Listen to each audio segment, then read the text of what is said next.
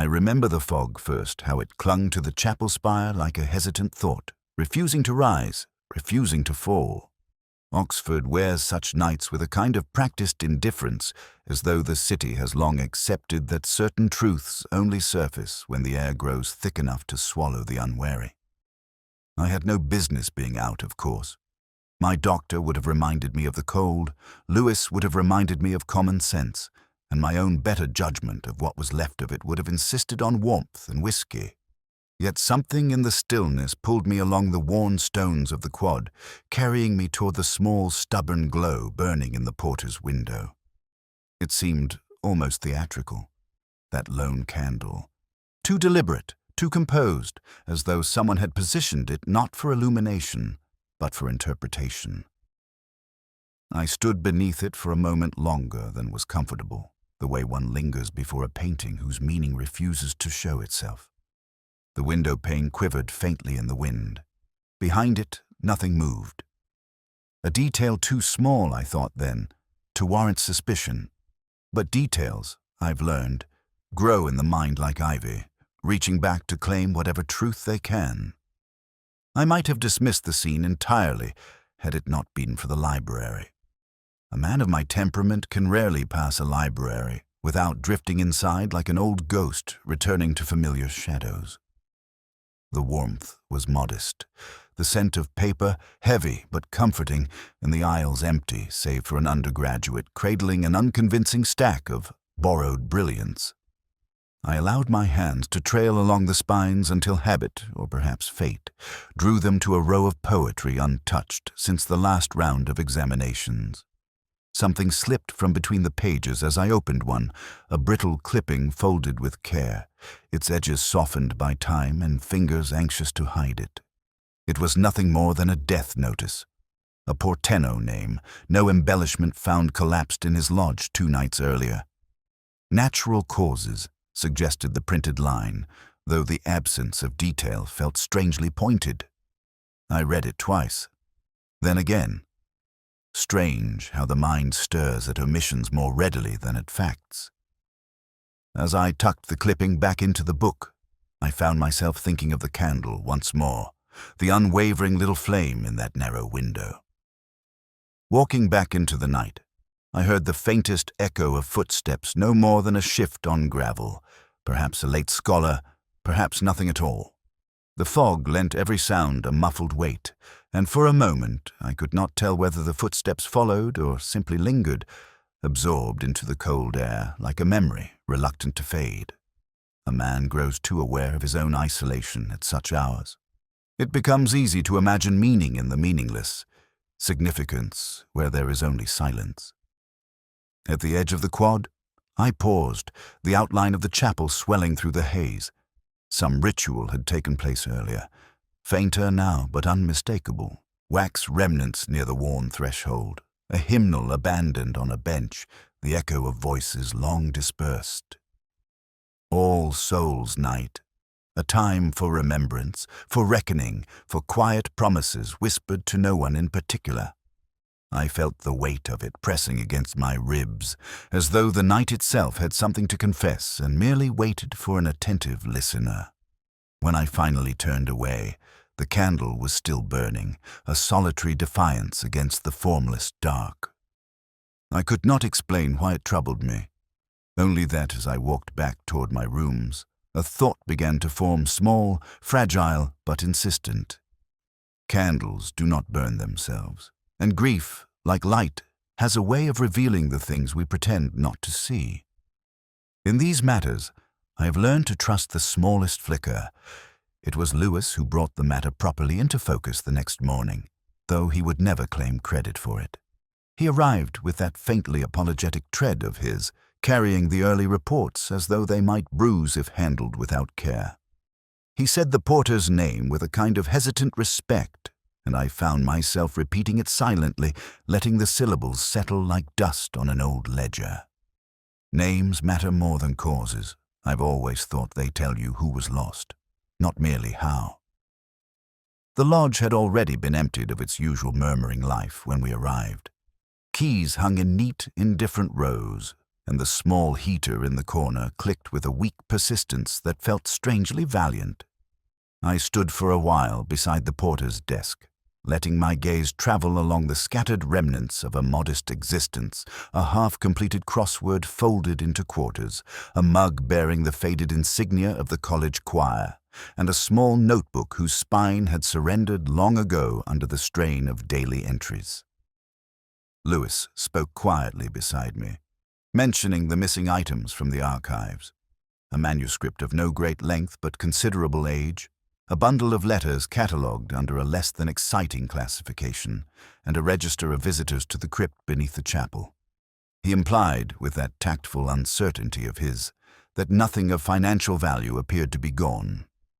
Only history, he said, and the phrase lingered in the air longer than it should have. People often underestimate the worth of memories until someone tries to erase them. I leafed through the notebook, careful not to disturb anything more than necessary. Most entries were mundane students locked out late, deliveries delayed, routine mentions of creaking pipes or flickering bulbs. But 2 nights before his death, there was a line written with unusual pressure, ink driven so firmly into the page that the indentations bled into the paper beneath. Simply, he knows, I know. Nothing more. Lewis leaned slightly toward me, though he didn't ask. I closed the book with a muted breath. Fear rarely writes its reasons. We searched the lodge methodically. I noticed a ring of dust where a small object had been, recently removed. The size suggested a candlestick, something battered and ordinary. Taken or borrowed, I couldn't yet say. It seemed trivial, but the absence of an object can speak as clearly as its presence. I stored the details away. The college fellows drifted through the scene with polite sorrow, each sharing a version of the porter they wished to be remembered. A diligent man, said one. A quiet guardian of our secrets, said another, perhaps unwittingly offering more truth than intended. It was the young academic leaning against the doorframe who recited a line of poetry in reference to the porter's steady nature, except he misquoted it. Only slightly, but enough to make me look at him a moment longer. Few people alter the rhythm of a poem without purpose. I waited for him to correct himself. He didn't. Lewis mentioned that nothing in the initial medical assessment suggested foul play. The porter had simply collapsed. A heart weakened by years. A quiet end. Yet as I stood there, listening to the old floorboards settling around us, the candle in the window returned to my thoughts, its small flame insisting upon significance. I'd seen enough lonely deaths to know when one resisted simplicity. When we left the lodge, I looked back once. The keys, the crossword, the thin trace of a life carried out in service and silence. The man had kept much. I sensed far more than the college realized. And somewhere in those missing things, or in the misquoted poet, or in the pressure of that single written line, something waited to be understood. But Oxford never reveals itself all at once. It always asks for patience, and sometimes a little pain. I've often thought that music reveals more than confession ever could. Words can be arranged, concealed, bent into shapes that flatter or mislead, but a voice, particularly one trained to rise above stone arches and ancient rafters, rarely lies with much conviction. It was with that familiar thought lingering at the back of my mind that I made my way toward the choir loft that afternoon, following the faint vibration of a single alto line drifting through the half-lit chapel. Oxford's chapels always carry sound as though they have been waiting centuries for something worth hearing. She stood alone beside the organ, the woman students referred to with a kind of admiration they pretended not to feel. A scholar of music, clever in that cool, easily wounding way some academics have perfected, and gifted with a voice that might have troubled even the stoic saints in the stained glass above her. She didn't notice me at first, or perhaps she did and chose not to acknowledge it. Either explanation would have suited her. When she finally turned, Her expression carried that practiced softness people wear when they want to appear unthreatened. She asked if I had come about the porter. The question was gentle, though the phrasing missed a beat too quick, too prepared.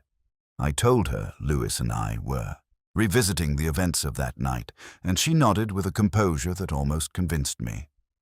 Almost. She said she had been rehearsing, alone, preparing a piece for the All Souls service. Her voice moved through the explanation like a melody she had memorized long ago. But when I asked which piece she had been working on, she paused the smallest moment, a sliver of hesitation, barely perceptible, but enough for a man accustomed to lies dressed in Sunday robes. I recognized the title she eventually offered, an old choral lament known for its strange coded notations buried between the bars, a composition whose author was rumored to have hidden messages in the very structure of the score. It struck me as an interesting coincidence. I walked with her along the narrow gallery, the floorboards murmuring under our steps. She spoke of the porter as though she had admired him quietly, saying he was a man who kept odd hours and sad eyes. She said she'd seen him pass the chapel window that night, and then she said she hadn't been watching the window at all. The contradiction floated between us like dust in a slanted beam of light, too small to address directly, too revealing to ignore. There was something else, too, an almost imperceptible pull in her voice when she mentioned the missing manuscript. She claimed she barely knew of it, yet her fingers tightened around the railing as she spoke. I watched the knuckles pale.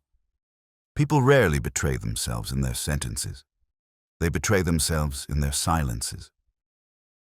Before I left, she returned to the choral score lying open on the organ stand. I glanced at it, and a single handwritten notation caught my eye, an unusual mark above a phrase that had no reason to be emphasized. It reminded me of the porter's diary line, pressed too hard into the page, an insistence of meaning where none should exist. I asked her whether she had added the mark herself. She replied in a way that could have been yes or no, or a plea for me not to look too closely.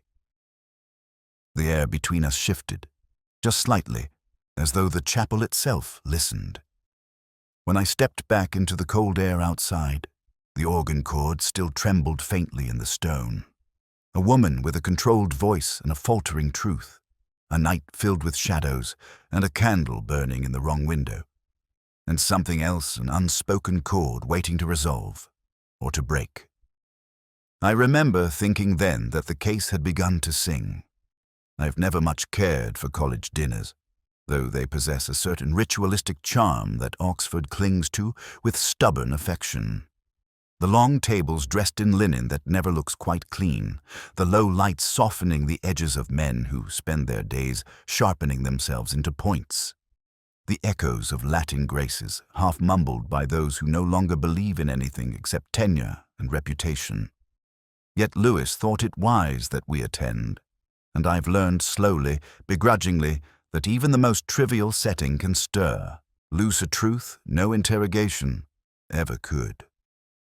The hall that evening felt unusually muted. Conversations floated in careful, evasive currents, and the faces around me held that tight composure people adopt when the recent dead are someone they relied on but never truly noticed. The porter's absence hovered between the clink of cutlery and the shifting candle glow. I sat beneath a portrait of some long-dead provost whose eyes had been painted with too much suspicion, and I found myself thinking the artist might have understood this college better than its current occupants. The music scholar arrived late, her expression composed, her steps soft enough to escape attention if one were not looking.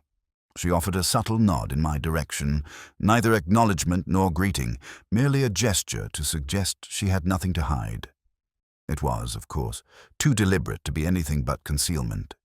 Beside her sat a lecturer whose bitterness clung to him like an old threadbare coat. He had the strained cheerfulness of a man who insists he is unbothered by the success of others, even as the strain eats at him from within. The archivist sat opposite me, his gaze slipping toward the door each time it opened, as though he feared the entrance of some truth he had worked hard to misfile. When conversation reached him, he answered with the anxious precision of someone accustomed to correcting footnotes no one reads. The wine was tolerable. The food was not. The talk, as expected, circled the porter's death with an almost academic detachment. Someone wondered aloud whether his heart had always been weak. Someone else speculated that long hours in the cold lodge might have worn him down. I said nothing. It is remarkable how a silence, placed carefully, can draw more attention than any remark. At one point, the lecturer leaned in slightly, asking whether the missing manuscript had any bearing on the investigation. I watched his fingers tap against the stem of his glass at a steady rhythm at first, then a sudden pause when I remarked that objects of little financial value often hold immense personal importance. He smiled in that thin, brittle way scholars do when caught halfway between interest and unease. The young academic who had misquoted the poet the previous day spoke of the porter's dedication, repeating the same line he had offered before this time correctly. Too correctly. It felt rehearsed, like a man resitting an exam he had already failed. I wondered who had reminded him of the exact phrasing. In the midst of all this, the crossword clue from the morning's paper drifted back to me. Illumination mistaken for truth. It seemed to swell inside the hall, echoed by every candle and shadow.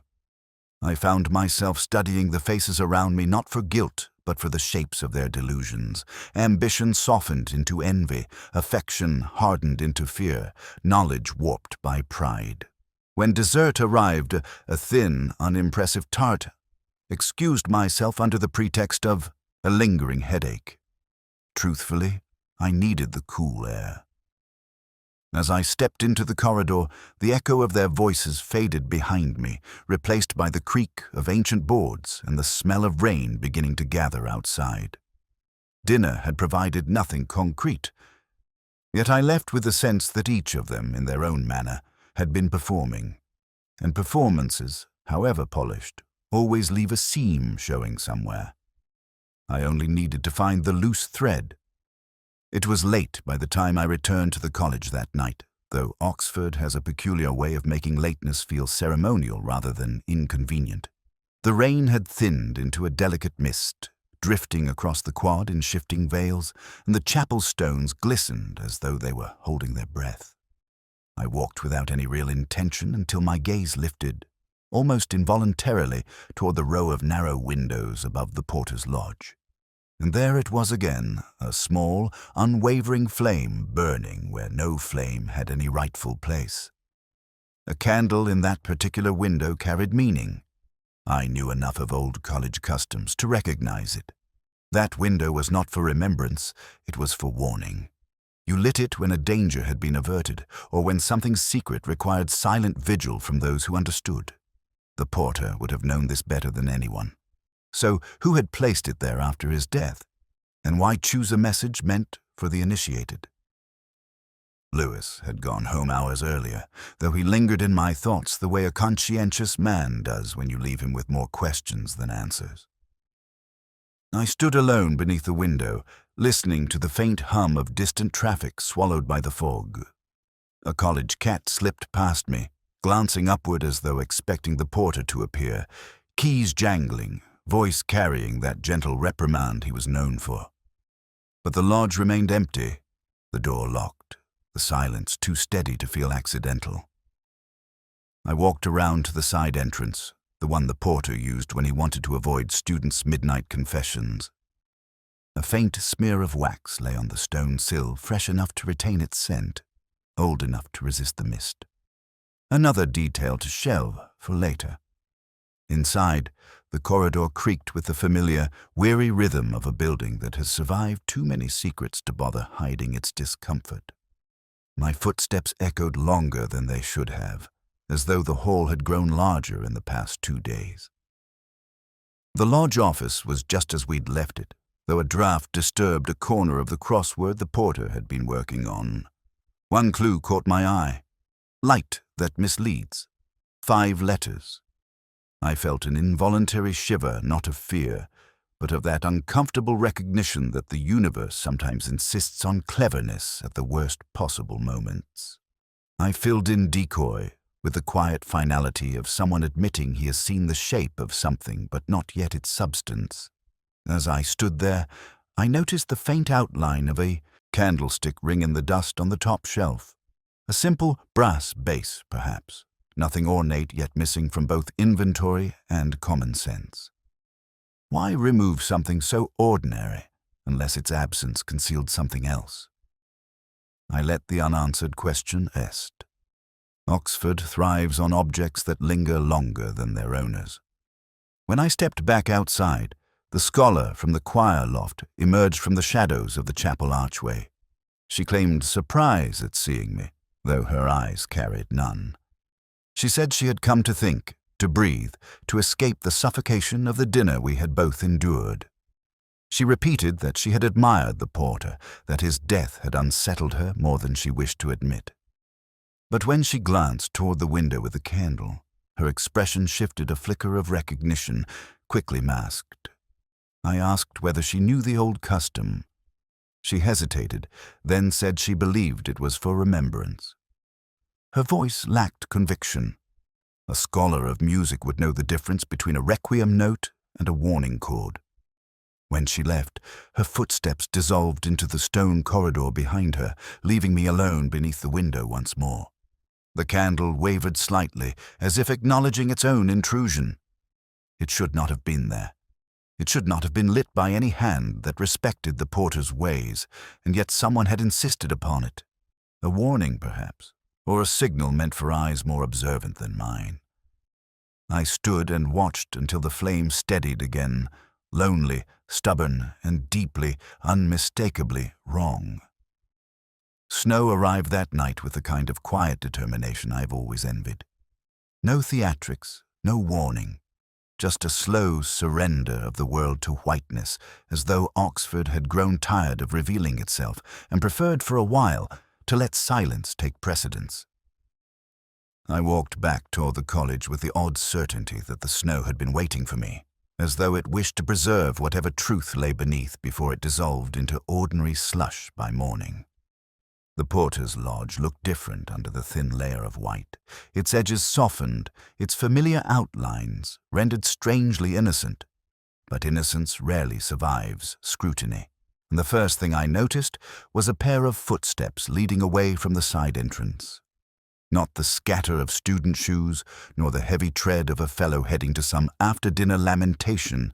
These prints were deliberate, evenly spaced, and turning sharply toward the old library, where the missing manuscript had once rested in patient obscurity. Lewis had arrived before me, summoned more by instinct than request. He nodded toward the prints, asking if I thought they belonged to the porter on the night he died. I reminded him gently that the snow had fallen only hours earlier. Whoever had made them had come after the candle was lit. The trail led us beneath the archway where the college's oldest stones seemed to listen for trespassers. I felt the familiar ache. In my legsage, stubbornness, perhaps both, but followed the path with a persistence I pretended was duty. The door to the old library had been left slightly ajar. It sighed when I pushed it open, as though relieved to be disturbed. Inside, the air felt colder than the snow outside, dense with the scent of parchment and grievances unspoken. The lamps glowed with reluctant light, illuminating dust motes that drifted like misplaced memories. I walked between the stacks, tracing the footsteps that had pressed faint impressions onto the stone only half visible now, already fading. Near the reading desk, I found an envelope, unsealed, its contents missing. A faint outline of dust around it suggested it had once held something thicker, something worth removing. Lewis crouched beside me, his breath forming a small cloud as he wondered aloud whether this was the missing page of the manuscript. I said nothing. The absence of an object is nearly always more suggestive than its presence, and someone had taken that absence very seriously. What drew my attention next was a small, careless gesture and overturned stool near the far shelf, a mark on the floor where it had slid. Not much, But the porter had noted every detail of his lodge with religious fidelity. Untidiness anywhere in his domain felt like an intrusion. I pictured him here 2 nights ago, perhaps confronting someone, perhaps discovering something that demanded more courage than he possessed. Courage can kill as easily as fear. On the windowsill lay a scatter of melted snow, just a few droplets, but fresh enough to betray whoever had opened the window briefly. I touched the sill. Wet. The intruder had stood here, waiting, watching the quad, perhaps ensuring they had not been followed before slipping out again. It was an old habit of cautious men and guiltier ones. As I turned, something else caught my eye, a tiny fragment of paper near the baseboard, torn as though in haste. Only a corner remained, etched with a single Latin word. Vultus. Face. Or perhaps appearance. It depended on context. And context, in my experience, is the first thing liars sacrifice. Lewis mentioned hearing footsteps earlier, faint and hurried, though he had dismissed them as students. I considered the choir scholar, the jealous lecturer, the anxious archivist. Any of them could have walked this path in the snow. Any of them could have removed the envelope. But motive, like snow, settles unevenly. Outside, the footsteps vanished where the snow had been swept clean by the wind. A partial trail, a partial truth. As we stepped back into the night, I felt the familiar tug of something unresolved. Footsteps where they should not have been, a window opened when no one should have been watching, and a page missing that had once belonged to a man who feared he knew too much. Snow preserves many things, but not forever. The archivist sent word that he wished to speak with me, though he chose neither the dignity of daylight nor the comfort of his office for the occasion. Instead, he suggested the oldest reading room, a place whose lamps were too dim, whose draughts were too persistent, and whose silence had always reminded me of a man struggling to remember the details of a life he never quite lived. I arrived shortly before midnight and found him standing beside the catalogue desk with the posture of someone awaiting judgment. He began his confession without ceremony, speaking in a voice turned inward by habit. He said the porter had confronted him days before his death, asking about discrepancies in the archival log. He said he had altered the date's minor corrections, he insisted, administrative adjustments no one would ever notice. But the porter had noticed. He always noticed. For a moment, the archivist seemed almost proud of that fact, though shame quickly reclaimed him. Lewis, who had joined me at my request, stood by the window, his presence as steady as snowfall on old stone. The archivist glanced at him occasionally, as though measuring the likelihood of mercy. He went on to describe the argument in a brief, heated exchange in which the porter accused him of misfiling an item deliberately. The archivist denied it now with trembling conviction. I listened, hearing not the words, but the inconsistencies between them. I asked what the item had been. He faltered, then said it was a set of letters bound with fading ribbon, their contents of interest only to historians of minor scandals. He claimed he had moved them to a safer shelf for preservation. A small gesture, he said, though his eyes flicked downward as he spoke. I considered the fragment of Latin from the library floor appearance. Face, facade. The archivist represented all three. When I questioned him about the missing manuscript page, he insisted he knew nothing of its disappearance. But as he shifted, his coat brushed against the waste bin beside the desk, and a charred scrap of paper tumbled onto the floor. Lewis retrieved it gently. The archivist inhaled sharply, then exhaled with the resignation of a man realizing he has run out of lies that can save him. He admitted then that he had burned a note earlier that evening, a note written by the porter, left in the archivist's pigeonhole, urging him to correct the log before someone else discovered it. I examined the scrap. Only a corner remained, the rest lost to flame. It carried a single phrase in Latin, though partially scorched. Veritas non lucerna. Truth is no candle. It consumes. The porter's handwriting, angular, deliberately clung to the surviving edge. I felt a faint tightening in my chest, as though the dead man had reached across the divide to remind me that nothing burns without leaving something behind. The archivist lowered himself into one of the old chairs, a tired gesture, one without theatrics. He looked at me and said he felt responsible for the porter's death. Not because he had harmed him, but because he had allowed a lie to grow large enough for someone else to exploit. Guilt, I have learned, rarely confines itself to facts. It expands into every hollow space a troubled conscience will grant it. Lewis asked whether the archivist had seen anyone near the lodge on the night in question. He hesitated, then said he recalled hearing footsteps outside after he left his office. Soft, measured, purposeful. He assumed at the time it was the choir scholar returning from rehearsal, but he admitted now he could not be sure. Footsteps in snow erase their owners as quickly as they betray them. When we finally left him, he remained seated in the dim reading room, a man suspended between remorse and relief. Outside, the night had deepened, swallowing the last hints of snow. The scrap of burned paper weighed heavier in my pocket than any confession he had offered. Truth consumes, indeed, and some embers, once stirred, refuse to die quietly.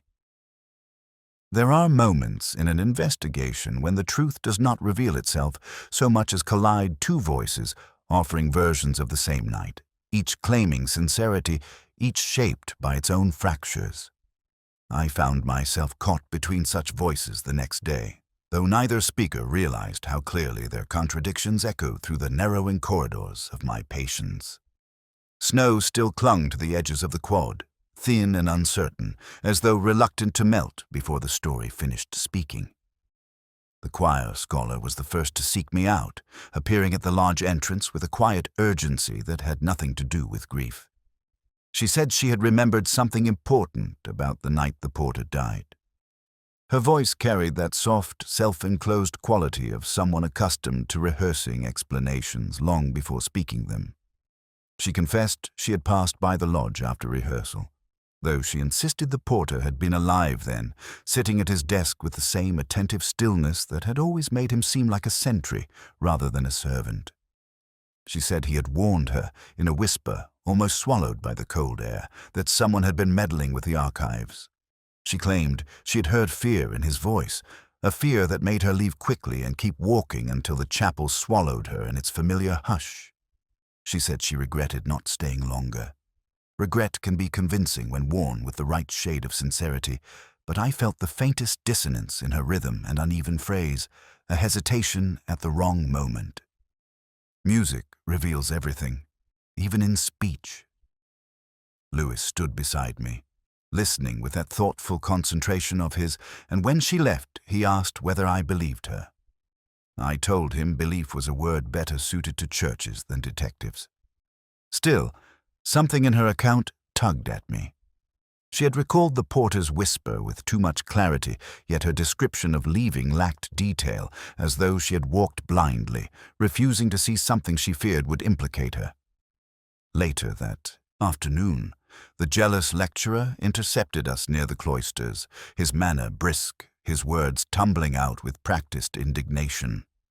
He insisted he had nothing to do with the missing manuscript, though I had not asked.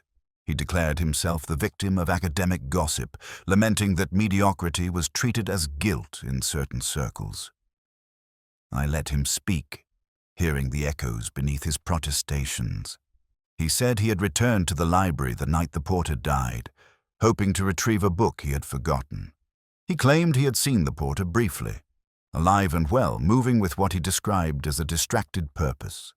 And then, in the next breath, he said he had not entered the lodge at all. Two versions of the same moment, both offered with the confidence of a man who believes contradictions dissolve if delivered loudly enough. Lewis raised an eyebrow toward me, a silent question. I asked the lecturer whether he had seen anyone else near the library.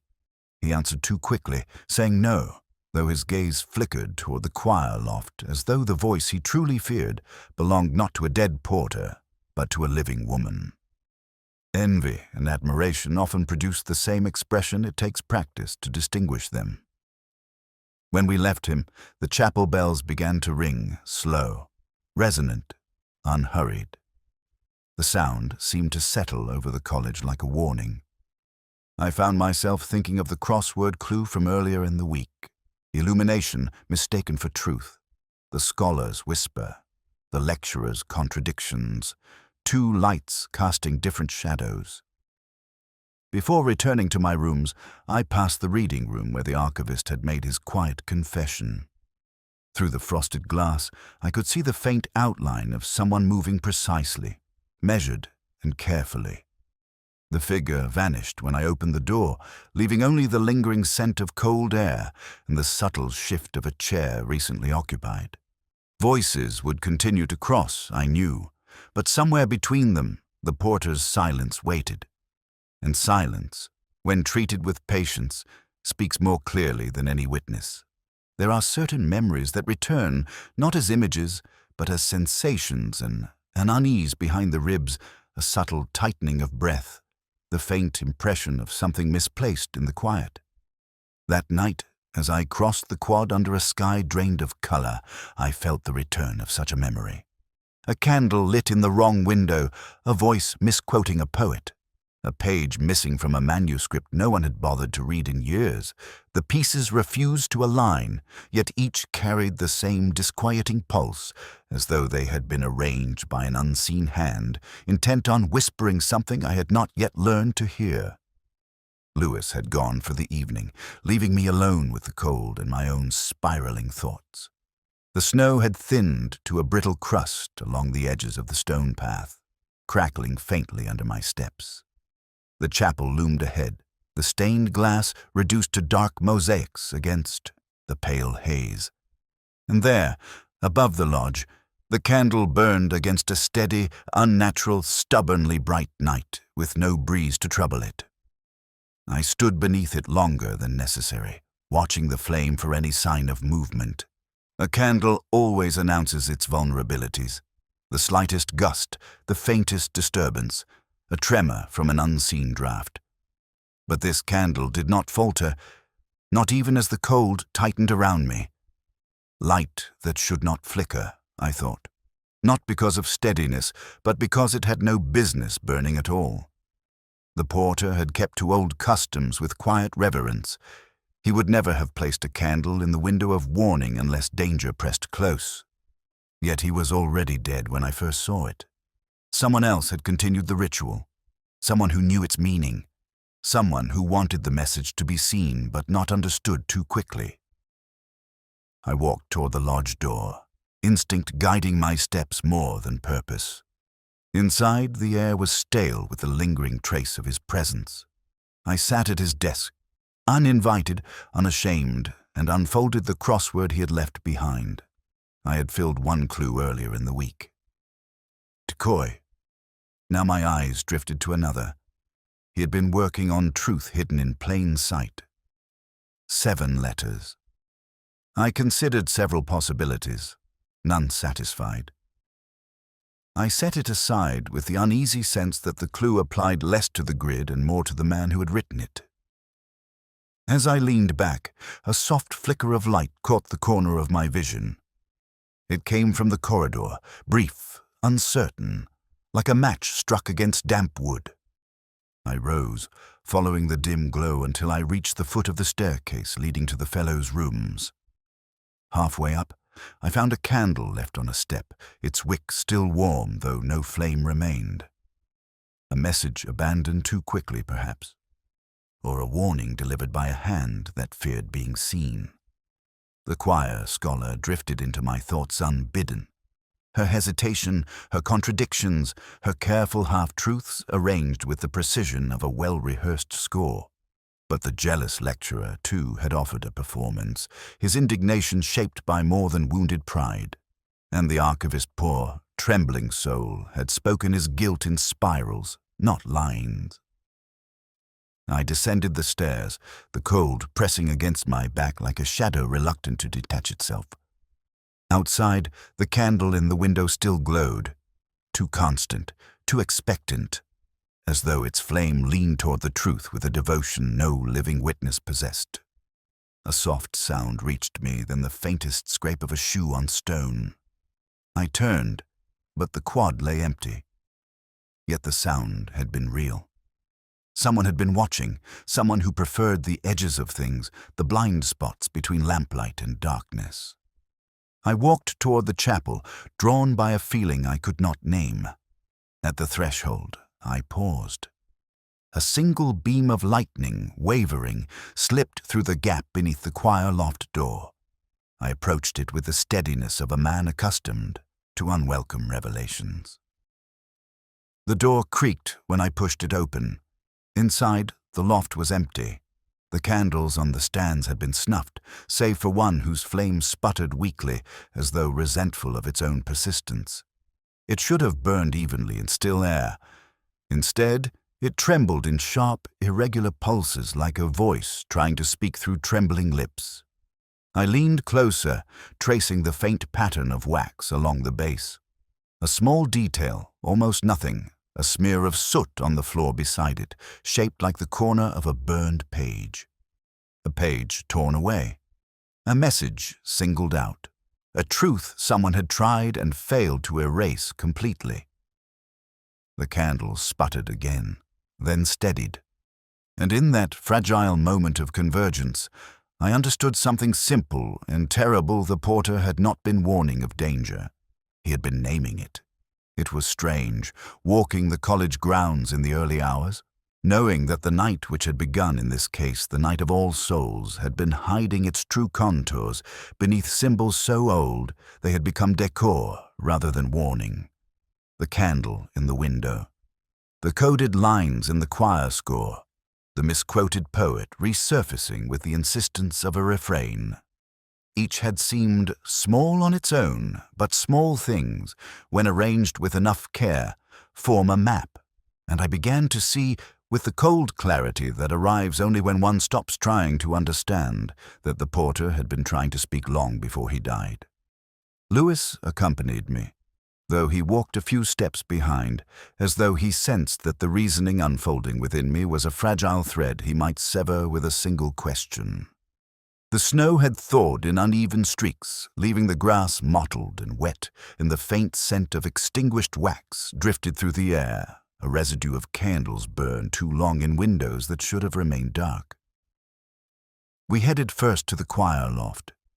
The place felt emptied of its former resonance, as though the music scholars' confessions and contradictions still clung to the rafters, their truths suspended between notes. I scanned the stands, the organ, and the manuscripts, and there in the margin of the choral lament she had circled the day before, I found the same symbol that had appeared on the missing manuscript, a slight upward line above a phrase that had no musical reason to be marked. A signal not for performance, but direction. A sign meant for someone who knew to look. I lifted the page closer. The ink's pressure told its own story, firm, deliberate, written by someone for whom emphasis was a language. And I felt again the echo of the porter's diary. He knows I know. The choir scholar had claimed she merely studied the piece. But scholars do not press their pens into paper with fear. They annotate lightly, cautiously, reverently. This mark had none of that restraint. When Lewis asked what I had found, I told him very little. He has a talent for allowing silence to expand without filling it, and in that silence, another realization moved into place. The scholar's misquoted poet, once an irritation, now a clue. The line she had altered spoke of a lineage hidden by time, and the letters missing from the archive, the torn manuscript page, the porter's panicked warning they were not fragments of unrelated secrets.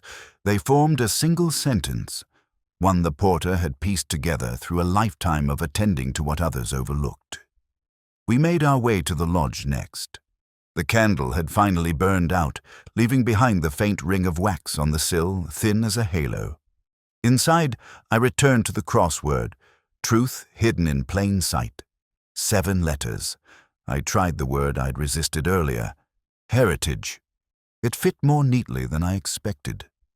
The porter had recognized something perhaps in the choir scholar's face, perhaps in an old photograph hidden among the forgotten letters. He had seen a resemblance, or read something in the manuscript that connected past to present with uncomfortable precision, and in his earnest, dutiful way, he had attempted to warn her, or protect someone else from what she might reveal. Lewis leaned close to the window, saying he doubted the porter had been blackmailing anyone. His voice carried no judgment, only observation, and that, strangely, helped settle another piece. The porter had not been a man for leverage. He had been a man for truth, however quietly he carried it, a truth that frightened someone else. As we stepped back into the quad, dawn crept along the stones, thin and uncertain. The chapel bells began their slow wake-up ritual, their notes drifting across the grounds like remnants of a lament.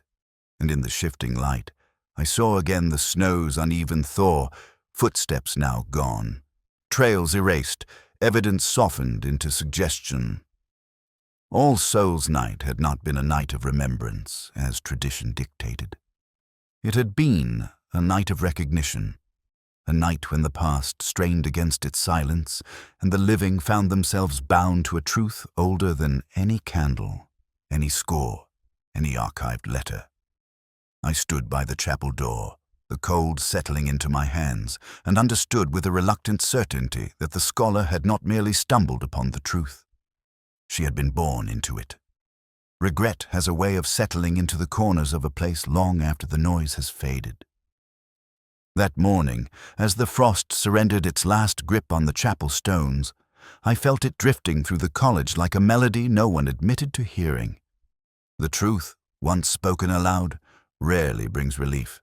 It merely rearranges the silence. And the choir scholar, now seated in the small antechamber where Lewis had gently left her, carried a silence so dense it seemed to press against the walls. I stood a moment before entering, listening to the faint ticking of the radiator, the shuffle of a book sliding into its place on a distant shelf. These domestic sounds often soothe me. They remind me that the world continues, indifferent to revelation. But that morning they only sharpened the ache behind my ribs. When I stepped inside, she looked up, not in defiance or fear, but with the expression of someone who has finally allowed a long-delayed admission to form on her lips. She said she had not meant for anything to happen. She had only wanted to understand who she was. The letter in the archive, the one tucked inside the manuscript, hidden beneath decades of dust, had spoken of a child raised in secrecy to protect a reputation that would have shattered too easily under scrutiny. She said she had suspected, even before she read it, that her mother had buried more than memories in the past. She said the porter, kind in his quiet way, had seen the resemblance first. I watched her hands as she spoke.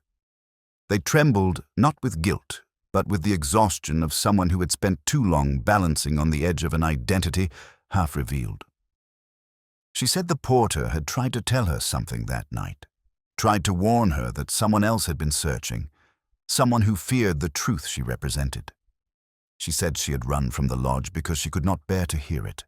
A small confession, yet it settled heavily between us. Lewis entered briefly, placing a cup of tea beside her before stepping out again with the tact that comes so naturally to him. She wrapped her hands around the cup as though claiming a rare warmth, though she did not drink. I asked about the candle in the window. She said she had lit it after finding the porter collapsed, believing the old custom might somehow call for help or guidance, though she understood neither its meaning nor its consequence. Fear often teaches rituals we never learned. When she faltered, I listened. Her pauses revealed more than her words. She said she had confronted the jealous lecturer earlier that evening, after discovering him searching the library shelf where the letters should have been. She said he had muttered something about protecting his research, though she sensed he feared her ability to claim a legacy that might disrupt whatever narrative he had been constructing for himself. Ambition, I reminded myself, disguises its cruelty beneath intellectual polish. As she spoke, A detail from earlier in the week returned to the scorch mark beneath the candle in the choir loft. I asked her whether she had burned anything in that room. She shook her head slowly, then added that she had found torn fragments of a page there, already half consumed. She assumed they belonged to the lecturer, though she had been too frightened to investigate further. The porter's warning, the archivist's fear, the lecturer's envy circled her like shadows, each one a different shape of desperation. By the time she finished, the tea had cooled. She set the cup aside with a kind of careful resignation. She said she did not wish to defend herself. She only wished she had asked the porter to finish his sentence. I told her that unfinished sentences are often kinder than their conclusions. She managed a faint smile, though it flickered and vanished. Outside, the chapel bell began its slow descent into the hour, each toll heavy enough to echo through the wooden door. She asked whether the truth would matter to anyone now. I wanted to tell her that truth rarely matters as much as people expect, that it lives in the spaces between memory and interpretation, reshaping itself according to the needs of the living. But I said nothing. Silence, in that moment, felt more honest. When she was led away gently, without spectacle, I remained in the room alone. The faint scent of wax and old paper clung to the air. The manuscript page with the upward mark rested in my pocket, like a final chord played too softly to resolve. Regret, I knew, was the music of this case. It threaded through each voice, each gesture, each omission, and like all quiet music, it lingered long after the last note faded. I returned to the college that evening with the kind of reluctance a man feels when approaching the last page of a book he has carried too long inside him. The air hung low and colorless, and the frost, no longer crisp, had softened into a thin sheen that blurred the edges of the pathway. The chapel windows glimmered faintly, though no service had been held, and for a fleeting moment I imagined the porter stepping out of the shadows with his quiet nod and his keys rattling softly like a promise he intended to keep. Instead, the night offered only its familiar emptiness. I walked toward the window above the lodge almost without thinking. Habit, perhaps, or an unwillingness to let go of the smallest thread. And then I saw it, or rather the absence of it. The candle was gone at last. The narrow ledge held only a faint ring of wax, a pale ghost of the flame that had persisted far longer than anyone had expected. Its disappearance felt less like resolution and more like surrender. Some truths extinguish themselves when they have burned through their purpose. Inside the lodge, I sat briefly at the porter's desk. His crossword lay where I had left it, the half-filled grid softened by the kind of damp that suggests a room no longer lived in. The clue that had troubled me days before, truth hidden in plain sight, still stared up from the paper. Heritage had fit neatly, but now, looking at it again, I wondered whether the porter had meant something quieter. Perhaps he had been writing not about lineage, but about the simple, unadorned truth he had been too gentle to speak aloud. Lewis arrived a few minutes later, carrying 2 cups of coffee that smelled slightly burnt. He said the scholar had been taken away without resistance, though she had asked, almost in a whisper, whether the porter had forgiven her. I told him forgiveness was a thing the dead offer more easily than the living. He nodded, the way he does when he wishes to disagree without intruding on a man's weariness. We spoke for a time about procedures, statements, files that needed ordering, but my attention drifted toward the chapel. The faintest hum of the organ pipes lingered in the air, only the wind moving through them, yet it sounded for a moment like the beginning of a lament. Lewis asked whether I planned to go inside. I told him I was simply walking. It was the closest thing to truth I could manage. The chapel interior felt colder than the night outside.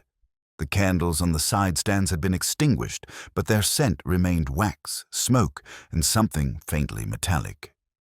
I moved toward the choir loft, listening to the way the wooden steps breathed under my weight. Up there, the silence felt less like absence and more like memory. The scholar had sung here. The porter had watched her from below, and somewhere in those moments the past had recognized its reflection in the present. Beneath the organ bench lay the last trace of the burned page, a fragile curl of ash that had somehow escaped the broom. I knelt and touched it gently. It collapsed into dust with an ease that unsettled me. Secrets, I thought, have shorter lives than people give them credit for. They survive only until someone is brave enough or frightened enough to set them alight. I descended the loft and stepped back into the corridor. Through the narrow window I saw the quad, dim and unadorned. A faint breeze moved across the stones, lifting a scrap of paper that danced briefly before settling near the chapel door. When I reached it, I saw it came from the porter's notebook. Just one line on the torn fragment, even the smallest flame leaves a shadow. I slipped it into my pocket. Lewis called my name from the path, his voice steady, familiar. I followed him out of the chapel without looking back. Some shadows are better carried quietly than examined too closely. And that candle, I thought as we crossed the quad, had burned far longer than anyone intended. Long enough to reveal what mattered, long enough to leave its shadow behind.